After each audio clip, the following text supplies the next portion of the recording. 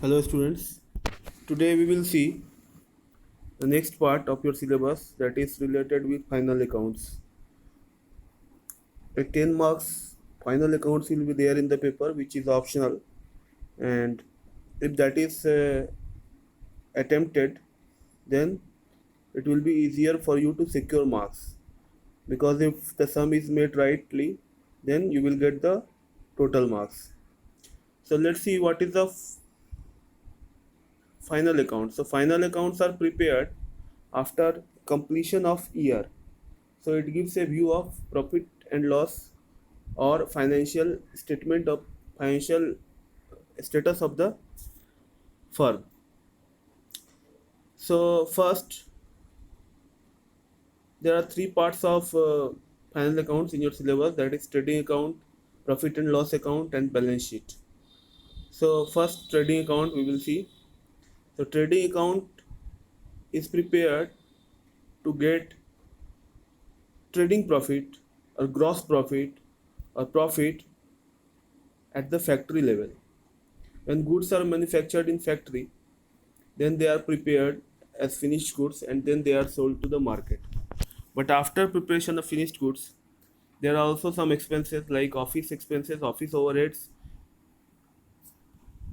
selling expenses are there, advertising expenses are there. All these are added up after preparation of finished goods. So to get a fair view of profit at factory level, trading account is prepared. So there is a format, and items are given in trial balance or without trial balance, and then you have to prepare trading account from there and other profit and loss and balance sheet from there. So let's see first what are the items which are included in trading account. So at first, opening stock is written. Opening stock is given in the trial balance, and you have to write it there on the top, on the debit side. Left side is debit and right side is credit side. Again, we will enter the second item, that is purchases. Two purchases, and whatever purchases return. That means when we purchase some goods may be defective or we want to return something, then those goods are returned. So purchases becomes less. So returns are subtracted from the purchase and then it is written in the final column.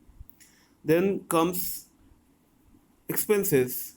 In trading account, we only enter direct expenses which are directly associated with the manufacturing process. So let's see the examples. Carriage inward. That means money is spent on carriage for bringing raw material into our godown, stock, or factory. So carriage inward is only added to the expenses, and carriage outward is not added, it is placed in the PL account.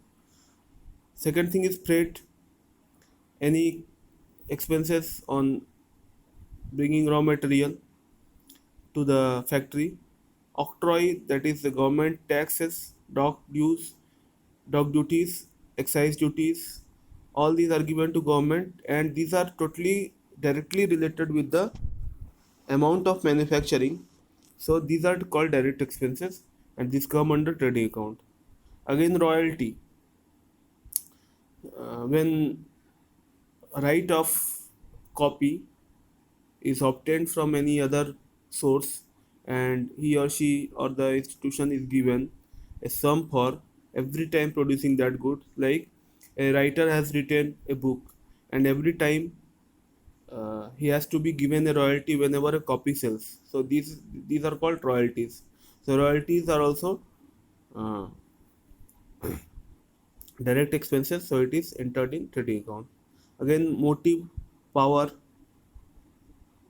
That means any kind of expenses related to supplying power, coal, gas, water, or any other factory expenses which are directly related to production. If production goes on, then only those expenses will occur, are entered in the debit side of the trading account.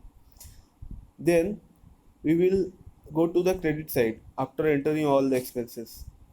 The first buy sales will be entered.